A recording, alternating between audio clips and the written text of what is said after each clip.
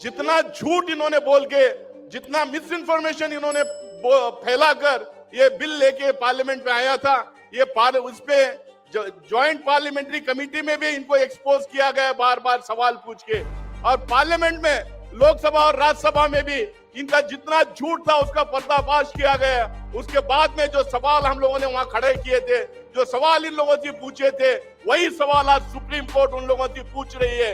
इनको joint parliamentary committee में भी इनके पास जवाब नहीं थे, पार्लियामेंट में भी इनके पास जवाब नहीं थे, आज सुप्रीम कोर्ट के सामने भी इनके पास जवाब नहीं थे। इसलिए जो है ये टाइम लेकर अपना रिटर्न सबमिशन देने की कोशिश कर रहे हैं। ये हिंदुस्तान के तमाम अपोजिशन पार्टीज, इंडिया अलायंस के साथ साथ बहुत सारे अपोजिशन पार्टीज ये बिल के खिलाफ पार्लियामेंट में खड़े हुए थे। जो सबमिशंस इन्होंने किया है वो ऐसे सबमिशंस हैं जिसमें मुझे लगता है कि आम आदमी के सामने भी अगर रखें तो हंस पड़ेगा।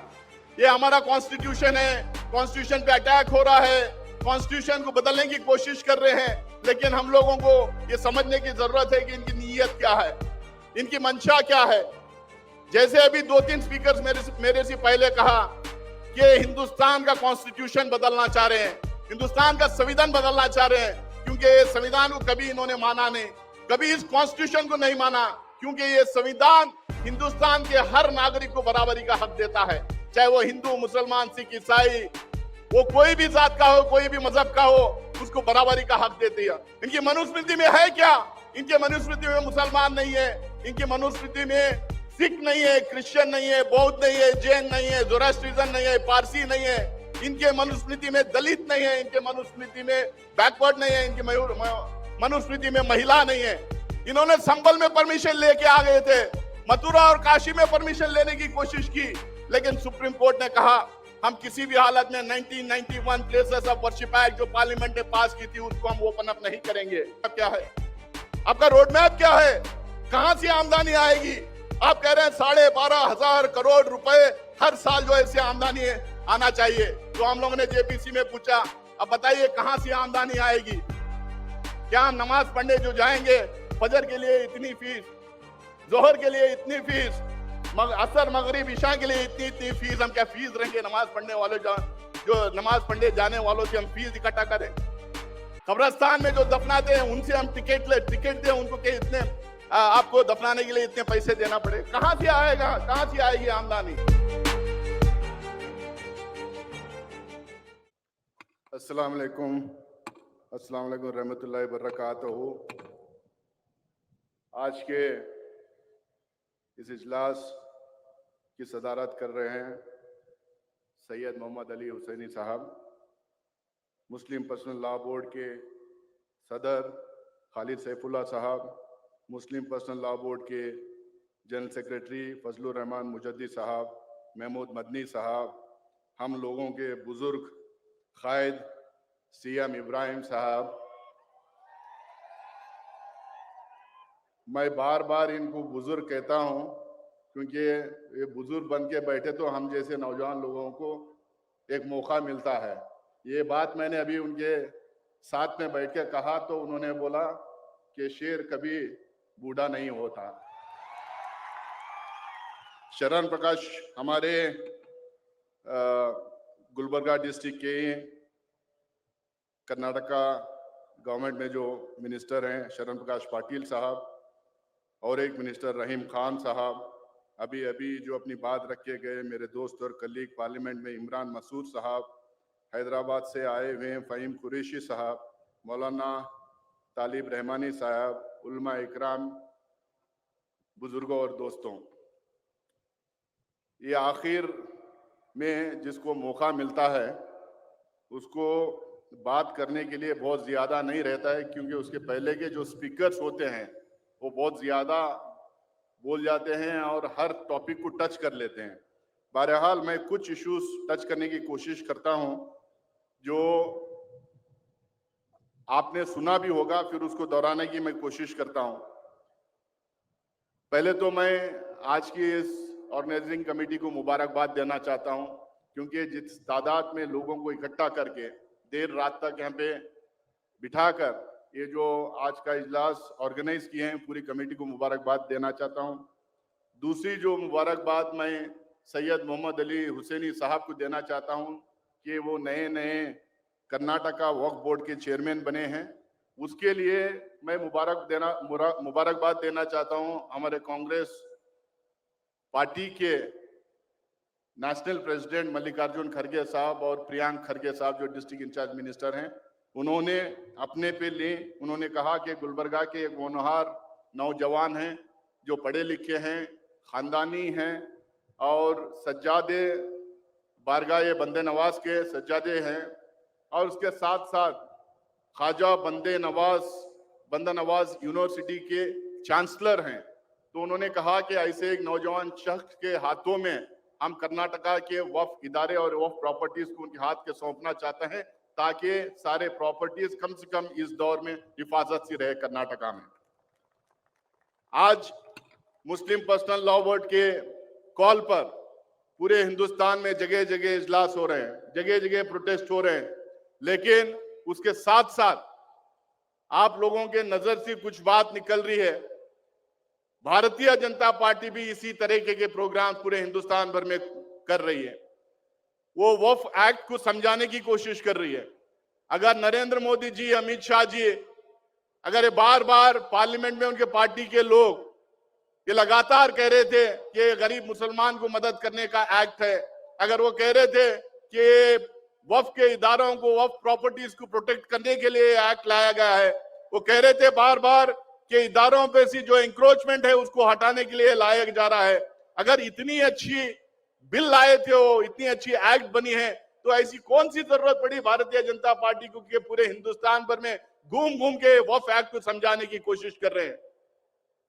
क्योंकि जितना झूठ इन्होंने बोल के, जितना मिस इन्फॉर्मेशन इन्होंने फैलाकर ये बिल लेके पार्लियामेंट में आया था, ये उस पे ज्वाइंट पार्लियामेंट्री कमेटी में भी इनको एक्सपोज किया गया बार बार सवाल पूछ के, और पार्लियामेंट में, लोकसभा और राज्यसभा में भी इनका जितना झूठ था उसका पर्दाफाश किया गया। उसके बाद में जो सवाल हम लोगों ने वहां खड़े किए थे, जो सवाल इन लोगों से पूछे थे, वही सवाल आज सुप्रीम कोर्ट उन लोगों से पूछ रही है। इनको ज्वाइंट पार्लियामेंट्री कमेटी में भी इनके पास जवाब नहीं थे, पार्लियामेंट में भी इनके पास जवाब नहीं थे, आज सुप्रीम कोर्ट के सामने भी इनके पास जवाब नहीं थे। इसलिए जो है ये टाइम लेकर अपना रिटर्न सबमिशन देने की कोशिश कर रहे हैं, क्योंकि ये बैकफुट पे है, क्योंकि उनको पता चला कि हिंदुस्तान के तमाम अपोजिशन पार्टीज, इंडिया अलायंस के साथ साथ बहुत सारे अपोजिशन पार्टीज ये बिल के खिलाफ पार्लियामेंट में खड़े हुए थे। अभी इमरान मसूद साहब कह रहे थे कि हमारा जो नंबर था इंडिया अलायंस का, उससे ज्यादा लोग इस बिल के खिलाफ खड़े हुए थे। राज्यसभा में मैं मॉनिटर कर रहा था विप होने के नाते, जहां पे हमें जितने वोट इस बिल के खिलाफ मिलना चाहिए था, उसके कई गुना ज्यादा जो है हमारे पक्ष में और उनके खिलाफ में वोट्स, इनको वहां पे वोट्स पड़े हम लोगों को। कई पार्टीज जो इंडिया अलायंस के बाहर है, वो पार्टीज भी इस बिल के खिलाफ खड़ी हुई है। उनको पता, जब उनको लगा कि ये बिल के खिलाफ बहुत सारे पार्टीज और हिंदुस्तान का 70% आम आदमी खड़ा हुआ है, तो अब उनको लग रहा है कि जब बैक फुट पे आ गए, तो अब उनको लग रहा है कि अभी हिंदुस्तान में घूम घूम कर ये वक्फ एक्ट समझाने की जरूरत है, तो इसीलिए वो सारी जगह घूम रहे हैं। अभी कल पीर को मुझे लगता है कि आर्ग्यूमेंट स्टार्ट होंगे सुप्रीम कोर्ट में। जो सबमिशंस इन्होंने किया है वो ऐसे सबमिशंस हैं जिसमें मुझे लगता है कि आम आदमी के सामने भी अगर रखें तो हंस पड़ेगा। मैं बहुत डिटेल्स में जाऊंगा नहीं, सिर्फ इतना ही मैं यहां पे कहने के लिए खड़ा हुआ हूं, ये हमारा कॉन्स्टिट्यूशन है, कॉन्स्टिट्यूशन पे अटैक हो रहा है, कॉन्स्टिट्यूशन को बदलने की कोशिश कर रहे हैं, लेकिन हम लोगों को ये समझने की जरूरत है कि इनकी नीयत क्या है, इनकी मंशा क्या है। जैसे अभी 2-3 स्पीकर्स मेरे से पहले कहा कि हिंदुस्तान का कॉन्स्टिट्यूशन बदलना चाह रहे हैं, हिंदुस्तान का संविधान बदलना चाह रहे हैं, क्योंकि संविधान को कभी इन्होंने माना नहीं, कभी इस कॉन्स्टिट्यूशन को नहीं माना, क्योंकि ये संविधान हिंदुस्तान के हर नागरिक को बराबरी का हक देता है, चाहे वो हिंदू, मुसलमान, सिख, ईसाई, वो कोई भी जात का हो, कोई भी मजहब का हो, उसको बराबरी का हक देती है, और उनके तमाम रिलीजियस अफेयर्स को मैनेज करने के लिए बराबरी का हक देती है। हिंदू को जितना हक है, सिख को जितना हक है, क्रिश्चियन को जितना है, उतना भी हक मुसलमान को है। लेकिन आज क्यों ये वक्फ के ऊपर अटैक करना चाह रहे हैं?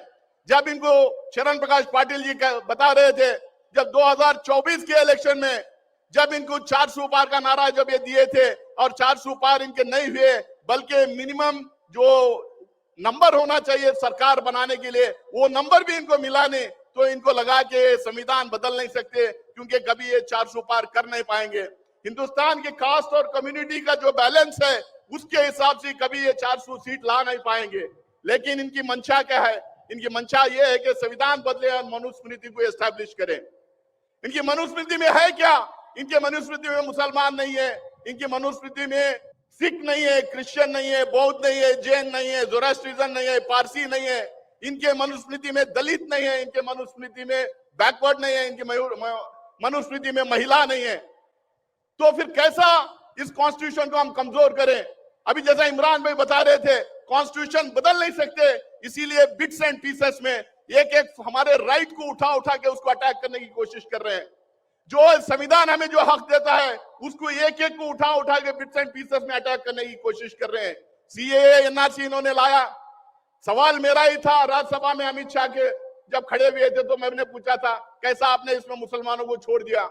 जब इन्होंने कहा क्रोनोलॉजी आप समझिए करके, हम बोलेंगे क्रोनोलॉजी हम समझ के सवाल आपको पूछ रहे हैं, आप क्या करना चाह रहे हैं? जो हमारा राइट टू सिटीजनशिप जो हमारा दस्तूर देता है, हमारा आइन देता है, उसको ये छीनने की कोशिश कर रहे हैं। उसके बाद में इन्होंने ट्रिपल तलाक लाया। उसके बाद में इनके कई ऑफिस बेरर्स उत्तर प्रदेश में हो कि हाई कोर्ट में हो या नहीं तो दिल्ली के सुप्रीम कोर्ट में हो, इनके कई ऑफिस बेरर्स अलग अलग पिटीशन दर्ज किए, अलग अलग पिटीशन फाइल किए और कहा कि 1991 प्लेसेस ऑफ वर्शिप एक्ट जो है उसको जो है ओपन अप करना चाहिए।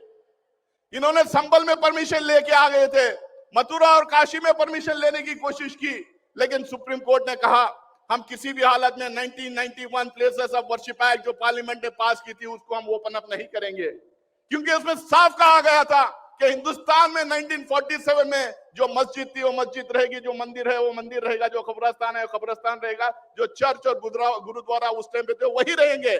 सिर्फ अयोध्या के एक मसले को छोड़ के बाकी के जैसे थे वैसे रहेंगे, स्टेटस को मेंटेन किया जाएगा। लेकिन क्योंकि ये पार्टी दंगाइयों की है, ये बिना दंगा करे वो चुनाव जीत नहीं सकती, इनके पास मुद्दे हैं नहीं लोगों को कन्विंस करके चुनाव जीतने के लिए, इसीलिए बार बार बारी बारी में कोई ना कोई एक नया मुद्दा उठाकर लाते हैं। 2024 में इनको 272 चाहिए सरकार बनाने के लिए, उतने सीट मिले नहीं। इनको लगा कि ट्रिपल तलाक पुराना हो गया है, इनको लगा कि बाबरी मस्जिद का इशू खत्म हो गया है, इनको लगा कि आर्टिकल 370 का इशू खत्म हो गया है, तो अब कैसा नया मुद्दा लेके आए, कैसे दंगा फसाद करवाएं, कैसा इस देश को इस समाज को पोलराइज करें, उसके बाद में और चुनाव जीतने का काम करें। इनको अचानक वक्फ बोर्ड याद आ गया। 1995 के जो बिल आया था उसमें भारतीय जनता पार्टी लोकसभा और राज्यसभा में सपोर्ट की थी। 2013 में जब अमेंडमेंट्स लाए गए थे, जिस अमेंडमेंट्स को अब ये कह रहे हैं कि अनकॉन्स्टिट्यूशनल है, वो अमेंडमेंट्स को इन्होंने लोकसभा और राज्यसभा में सपोर्ट करने का काम किया था। आज अचानक उनका अपना सपोर्ट था उस टाइम पे, आज अचानक कह रहे हैं कि अनकॉन्स्टिट्यूशनल है इसीलिए हम चेंज कर रहे हैं। इनका ये वो नहीं है, इनकी मंशा है, इनकी नीयत साफ है कि हम ऐसे ऐसे उसमें प्रोविजंस डाल दें जिसमें हिंदुस्तान में हर मोहल्ले में, हर गली में, हर गांव में दंगे फसाद हो। मैं सिर्फ 2 प्रोविजंस को टच करना चाह रहा हूं। वक्फ बाय यूजर, बहुत सारे लोगों ने कहा वक्फ बाय यूजर, कभी वक्फ बोर्ड ने कहीं नहीं कहा कि वक्फ बाय यूजर कोई नाम की चीज होती है। ये कोर्टों ने कहा कि हिंदुस्तान एक प्राचीन देश है, कोर्टों ने कहा बहुत पुराना सिविलाइजेशन है, इस देश में पता नहीं कितने कितने डायनेस्टीज है, चाहे वो हिंदू रूलर्स थे, मुस्लिम रूलर्स थे, क्रिश्चियन रूलर्स थे, बौद्ध रूलर्स थे, जैन रूलर्स थे, सिख रूलर्स थे। अपने अपने मजहब के इदारे उन्होंने बनाया, दूसरे मजहब के इदारों को जगह उन्होंने दी, और वो उसके कागज अगर पूछेंगे तो कहां से कागज लाएंगे। जब हम लोगों ने सवाल किया तो उनके पास जवाब नहीं था। अब सुप्रीम कोर्ट जब वो सवाल कर रही है तो अभी भी उनके पास जवाब नहीं है। अगर वक्फ बाय यूजर है, इन्होंने बात फैलाने की कोशिश की कि वक्फ बाय यूजर कैसा हो सकता है। कहते हैं कि वक्फ बोर्ड मुसलमानों के लिए है, हिंदुओं के लिए और दूसरे मजहब के लोगों के लिए वक्फ बोर्ड क्यों नहीं है? तो हमने बोले कि क्या बेतुकी बात करते हैं आप, वक्फ मुसलमानों के लिए होता है, एंडोमेंट मुद्रा डिपार्टमेंट हिंदू कम्युनिटी के लिए होता है, एसजीपीसी सिख कम्युनिटी के लिए होता है, क्रिश्चियन कम्युनिटी के कई स्टेट्स में कॉर्पोरेशंस और काउंसिल्स बनाए गए। हमारी सरकार जब थी, जब संविधान बना, अमेंडमेंट अलग अलग लाए गए, तो ये इंश्योर किया गया कि हर मजहब के लोगों को अपने अपने मजहब के इदारे चलाने के लिए, हिफाजत से रखने के लिए, उसको एडमिनिस्टर करने के लिए, गवर्न करने के लिए अलग अलग एक्ट्स लाए गए। हम क्या पूछ रहे हैं? हम इतना ही तो कह रहे हैं भाई, जो प्रोविजंस हिंदू कम्युनिटी के लिए जितने भी बोर्ड्स बने हैं उसमें हैं, वही प्रोविजन मुसलमानों के लिए भी होना चाहिए, सिख के लिए भी होना चाहिए, क्रिश्चियन कम्युनिटी के लिए भी होना चाहिए। आप कहते हैं कि इसमें नॉन मुस्लिम्स को डालेंगे। अगर आप नॉन मुस्लिम्स को वक्फ बोर्ड में आप रखेंगे, तो एंडोमेंट बोर्ड में, मुजराई डिपार्टमेंट में, बिहार के Hindu places of worship act में, झारखंड के Hindu places of worship act में, तेलंगाना के एक्ट में, तमिलनाडु के एक्ट में, जम्मू कश्मीर के एक्ट में, उत्तर प्रदेश के एक्ट में, कैसा मुसलमानों को अब नहीं डालेंगे? अगर आप यहाँ पे नॉन मुस्लिम्स को डालेंगे तो वहां पे मुसलमान, सिख, ईसाई को वहां पे डालना पड़ेगा। आप कह रहे हैं कि हम देखना चाहते हैं, ट्रांसपेरेंसी लाना चाहते हैं। ट्रांसपेरेंसी हर एक्ट में होना चाहिए, ट्रांसपेरेंसी हर एक मजहब के लिए होना चाहिए। हमारा जो राइट है, हमारे मजहब के रिलीजियस अफेयर्स को, हमारे मजहब के अफेयर्स को, रिलीजियस अफेयर्स को, हमारे इंस्टीट्यूशंस को चलाने का हमें हक है, हमें कॉन्स्टिट्यूशन वो हक देता है। वो हमारा जो हक है, जो हमारा फंडामेंटल राइट है, उसको आप अटैक करने की आप कोशिश कर रहे हैं। आप बार बार ये कह रहे हैं कि हम लोग गरीब मुसलमान को इससे मदद करना चाह रहे हैं। हमने पूछा आपका रोड मैप क्या है? आपका रोड मैप क्या है? कहां से आमदनी आएगी? आप कह रहे हैं 12,500 करोड़ रुपए हर साल जो है इससे आमदनी आना चाहिए। तो हम लोगों ने जेपीसी में पूछा, अब बताइए कहां से आमदनी आएगी? क्या हम नमाज पढ़ने जो जाएंगे, फजर के लिए इतनी फीस, जोहर के लिए इतनी फीस, असर, मगरिब, इशा के लिए इतनी फीस, हम क्या फीस रहेंगे नमाज पढ़ने वाले, जो नमाज पढ़ने जाने वालों से हम फीस इकट्ठा करें? कब्रिस्तान में जो दफनाते हैं उनसे हम टिकट दें उनको कि इतने आपको दफनाने के लिए इतने पैसे देना पड़े? कहां से आएगा, कहां से आएगी आमदनी? आप बार बार कह रहे कि हम आमदनी लाना चाह रहे हैं, हम ट्रांसपेरेंसी लाना चाह रहे हैं। हमने पूछा कि 2013 में जो नेशनल वक्फ डेवलपमेंट कॉर्पोरेशन जो बनाया था, जिसको नवाड को कह रहे थे, कांग्रेस की सरकार थी, यूपीए की सरकार थी, 500 करोड़ रुपए का सीड कैपिटल उसको रखा गया था। 2014 में आपकी सरकार आई, आप बता दीजिए कि नवाड को कहां चले गया? वो 500 करोड़ रुपए का जो सीड कैपिटल रखने की बात थी, वो कहां गए? तो आप रोड मैप तो बताइए हमें। ले इनके पास कोई जवाब नहीं। लेकिन अब ये सुप्रीम कोर्ट जब सवाल पूछ रही है, आप देखा नहीं किस तरीके से सरकार के जो वकील थे गिड़गिड़ा रहे थे, कह रहे थे कि हमको मोहलत दीजिए, हम रिटर्न सबमिशन देना चाह रहे हैं। अब क्या बोल रहे हैं? अब ये कह रहे हैं कि 2013 के बाद में अचानक से वक्फ के इदारे बढ़ गए, प्रॉपर्टी इतनी इनकी ज्यादा हो गई। तो भाई इनसे एक सवाल पूछना चाह रहा हूं, गुलबर्गा के इस मंच से मैं उनको सवाल पूछना चाह रहा हूं कि 2013 से पहले आप हमें बताइए कि ऑल इंडिया लेवल पे, सेंट्रल गवर्नमेंट लेवल पे कोई सिस्टम था जहां पे वक्फ का रजिस्ट्रेशन होता था? कोई सिस्टम नहीं था। आपके पास कोई आंकड़े नहीं थे, कोई डेटा आपके पास नहीं था। आप कह रहे हैं कि 2013 के बाद अचानक बढ़ गए। अरे भाई 2013 के जब अमेंडमेंट्स लाए गए थे, जब भी पोर्टल की बात हुई थी पहली बार, उसके बाद वामसी पोर्टल बनाया गया था। ये मैंडेटरी कर दिया गया था कि हर वक्फ इंस्टीट्यूशन को उसमें रजिस्ट्रेशन करना है, उसमें रजिस्टर करना है उस पोर्टल पे। अब जाहिर सी बात है 2013 के बाद पोर्टल बनेगा, उसके बाद रजिस्ट्रेशन होंगे, तभी तो आपको पता चलेगा। हम इनको कहना चाहते हैं, जब से हिंदुस्तान में इस्लाम आया, जब से लेके अब तक लगातार वक्फ होते रहे हैं।